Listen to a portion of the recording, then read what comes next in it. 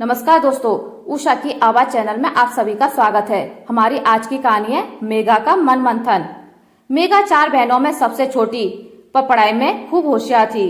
उस दिन उसके एमए का आखिरी पेपर था। माँ ने दही खिलाया और बोली, आज तेरे पेपर खत्म, अब शादी की तैयारी करनी है। मेघा ने कहा, ठीक है माँ, और हंसते हुए पेपर देने निकल गई। सोच रही थी, सच में अब 1 महीना ही बचा है माँ के पास रहने के लिए। 1 महीने बाद उसका विवाह जो होने वाला था। पेपर देकर कॉलेज से निकलते हुए सब सहेलियां हंसी मजाक कर रही थी। मेघा भी उनको विवाह में आने का निमंत्रण दे रही थी। अचानक उसकी निगाह एक गाय के बच्चे पर पड़ी, जिसका एक पैर रेल की पटरी में फंसा हुआ था। उसका मन विचलित हो गया। उसकी मदद के लिए मेघा ने अपनी सहेलियों को बोला, पर सभी अपनी ही मस्ती में आगे चली गईं। मेघा अकेले ही उस मासूम जानवर की मदद में जुट गई। बड़ी कोशिश के बाद उसको सफलता भी मिली।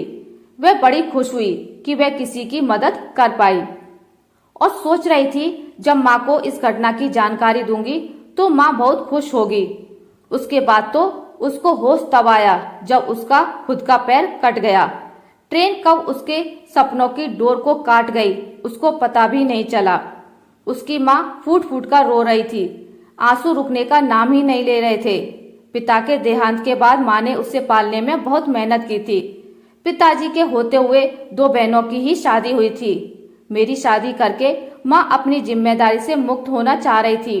यह मैंने क्या किया?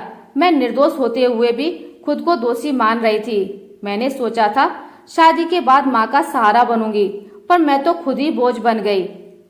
मेघा और उसका परिवार इस दुख से निकल ही नहीं पाए थे कि उनके ऊपर मानो एक और मुसीबत का पहाड़ टूट पड़ा। रमेश, जो कि मेघा से ताउम्र साथ निभाने का वादा कर चुका था, आज उसके अपाहिज होने के 10 दिन बाद ही रिश्ता तोड़ दिया। मेघा अपने आंसू रोकने की कोशिश कर रही थी, पर रोक नहीं पा रही थी और उसके आंखों से आंसू बह उठे। माँ ने उसे गले से लगा लिया और बोली, बेटी, इन आंसुओं को बह जाने दो। अगर इनको रोक लिया तो यह तुझे हमेशा कमजोर करेंगे। अपने आप को चट्टान बनाना है, कमजोर नहीं। मैं तुम्हारे साथ हूँ बेटी। मेघा और माँ कितने घंटों तक एक दूसरे के गले लग रोती रहीं। बस उस दिन सोच लिया, वह कमजोर नहीं, मजबूत ही बनेगी।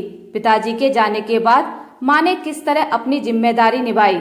माँ चाहती तो दूसरी शादी भी कर सकती थी, अपनी जिंदगी जी सकती थी, पर उन्होंने पूरी ईमानदारी के साथ अपनी जिम्मेदारी निभाई। मेरे पैदा होने के बाद कई लोगों ने कहा, चौथी बेटी है, किसी को दे दो। माँ ने यह स्वीकार नहीं किया। अब मेरी बारी थी माँ के एहसान चुकाने की। मेघा समझ गई थी कि जिंदगी अब रोकर नहीं, लड़कर जीनी है। सिर झुकाकर नहीं, इज्जत से जीनी है। शायद यह तूफान जो आया है मुझे उड़ाने नहीं, बल्कि मुझे मजबूत बनाने आया है। उस दिन मेरी मौत भी हो सकती थी, लेकिन ऊपर वाले ने सांसें बख्शी हैं, तो उसका कुछ तो मकसद है। बस मुझे अब वही मकसद तलाशना है। रविवार की सुबह मेघा गार्डन में बैठकर मीठी मीठी हवा का आनंद ले रही थी। सामने बच्चे खेल रहे थे, मानो गार्डन में रंग बिरंगी तितलियां इधर से उधर खेल रही हों। बीच बीच में जब बच्चे मेघा को माँ की आवाज से पुकारते, तो मेघा की ममता समुद्र की लहरों की भांति उमड़ पड़ती और वह खुद को दुनिया की सबसे किस्मत वाली माँ समझती। वह विचारों का स्वेटर बुनी रही थी, तभी संजू आया। बोला, मैडम, आपसे मिलने कलेक्टर साहब आए हैं। मेघा सपनों के भंवर में जैसे फंसती ही जा रही थी। उस भंवर से निकलने के लिए वह बिन पानी मछली की तरह छटपटा रही थी। तभी किसी ने जैसे कश्ती भेज दी हो। सामने से आवाज आई, मेघा कैसी हो? मेघा को एक पल तो कोई जवाब ही नहीं आया, जैसे होठ सिल गए हों। फिर उसने अपने आप को मजबूत बनाते हुए जवाब दिया, बिल्कुल ठीक, आप सुनाइए। और हंसते हुए बोली, आप तो जिलाधीश हैं, आप तो ठीक होंगे ही। यह जिला कलेक्टर कोई और नहीं, मेघा के वही मंगेतर थे, जिन्होंने मेघा को अपाहिज होते ही रिश्ता ठुकरा दिया था। जबकि मेघा अपने मंगेतर के साथ सपनों की बगिया सजा चुकी थी। फाइनल पेपर होते ही उसकी शादी होनी थी, पर यह क्या, उसके अपाहिज होते ही उसके सपनों की कलियों को जो खिली थी, उसको बेरहमी से जैसे नोच नोच कर तोड़ा था। उस दर्द के निशान उसके हृदय में आज भी देखे जा सकते थे। हालांकि आज उसने खुद को बहुत मजबूत बना लिया था। मजबूती का ही असर था, उन निशानों को बाहर से कोई भी नहीं देख सकता था। या कह सकते हैं कि उन निशानों को देखने की किसी को इजाजत नहीं थी, पर अंदर से उन निशानों को मिटाना इतना आसान भी नहीं था। मेघा ने रमेश को बिठाया। रामू से कहा, साहब के लिए पानी लेकर आओ।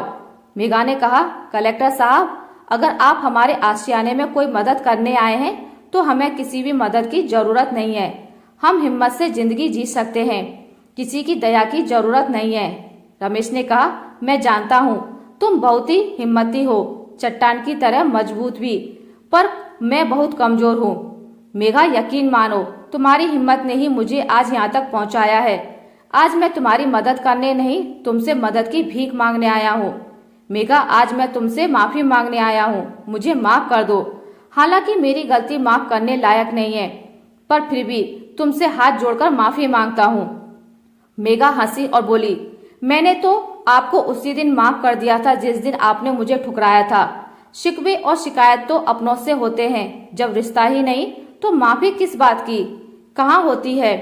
और मैं कौन होती हूँ आपको माफ करने वाली? रमेश हाथ जोड़कर बोला, क्या यह रिश्ता दोबारा नहीं जुड़ सकता? मुझे एक मौका और नहीं मिल सकता? मेघा का मुंह गुस्से से लाल हो गया और बोली, क्या आप मेरा मजाक उड़ाने आए हैं?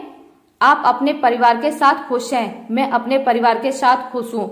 रमेश बोला, मेघा, पर मेरा आधा परिवार मेरे पास है, मेरे माँ बाप, पर आधा यहाँ है।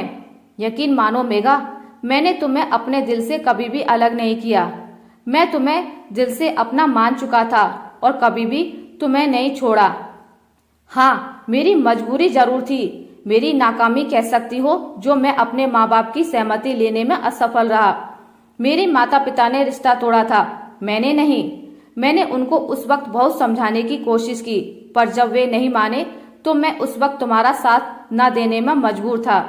यह सच था कि मैं उनकी मर्जी के खिलाफ भी नहीं जा सकता था। खुद बताओ, मेरे माँ बाप ने मेहनत मजदूरी कर हम 6 बहन भाइयों को पढ़ाया था। मैं उनकी कुर्बानी को झुठला भी नहीं सकता था, पर उनके बार बार यह कहने पर कि मैं शादी कर लूं, मैंने उनसे साफ साफ कह दिया था, अगर आप मेघा से मेरी शादी नहीं करना चाहते तो मैं आपकी यह बात मान रहा हूँ, पर मैं किसी और से भी शादी नहीं कर सकता। यह आपको मेरी बात माननी होगी। एक दिन मैंने अखबार में तुम्हारी इस संस्था के बारे में पढ़ा, किस तरह तुमने अनाथ 20 लड़कियों को गोद लिया, उनका लालन पालन कर रही हो और शिक्षित भी कर रही हो। मुझे तुमसे बहुत प्रेरणा मिली। मैंने भी उसी दिन समाज सेवा को अपने जीवन का मकसद बना लिया और उसी रोज से सिविल सर्विस की तैयारी में जुट गया। आज जो तुम मुझे देख रही हो वह तुम्हारी वजह से ही हूँ। तुम ही मेरी प्रेरणा स्रोत हो। मेघा, मुझे माफ कर दो। तुम मुझसे शादी करके मेरी हिम्मत, मेरी ताकत बनो। मुझे तुम्हारी जरूरत है। रमेश घुटनों के बल मेघा के सामने जिलाधीश की तरह नहीं बल्कि छोटे बच्चे की भांति रो रहा था। बोला, मेरी माँ की तबीयत अब ठीक नहीं रहती। उसे अब बहुत पछतावा है कि मैंने बहुत गलत किया तुम दोनों के साथ। बोल रही थी तुम जब विवाह के बंधन में बंध जाओगे तभी मैं खुद को माफ कर पाऊंगी। मेघा को कुछ समझ नहीं आ रहा था कि वह क्या जवाब दे।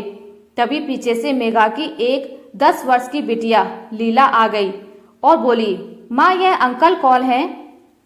यह इतने बड़े होकर रो क्यों रहे हैं? मेघा को कोई जवाब नहीं आ रहा था। तभी रमेश बोला, बेटा, मैं आप सबका पिता हूँ। इतने समय से न आने के लिए माफी मांग रहा हूँ। मैं आप सबका अपराधी हूँ। लीला दौड़कर सब बच्चों को बुलाने गई। सुनो सुनो, हम सबके पापा आए हैं। रमेश ड्राइवर से बोला, जो गाड़ी में मिठाइयाँ और फल हैं सभी बच्चों को बांट दो। रमेश बच्चों को मिठाइयाँ और फल दे रहा था। बच्चे बहुत खुश थे। लग ही नहीं रहा था वो रमेश से पहली बार मिल रहे हैं। मेघा खामोशी से सब देख रही थी। तभी पीछे से कब मेघा की माँ आ गई उसको पता ही नहीं चला। वह बोली, बेटी, तुम्हें नहीं लग रहा आज परिवार पूरा हो गया? बच्चे कितने खुश हैं। आज तुम्हें पति की जरूरत नहीं, पर इन बच्चों को इनके पिता का हक मत छीनो। मेघा भी मानो खामोशी से मन ही मन सोचने लगी, सच में आज क्यों लग रहा है कि परिवार पूरा हो गया, कुछ खोया हुआ जो मिल गया। मेघा खामोश होकर मानो माँ की बात की सहमति दे रही हो कि माँ, आप सच कह रही हो।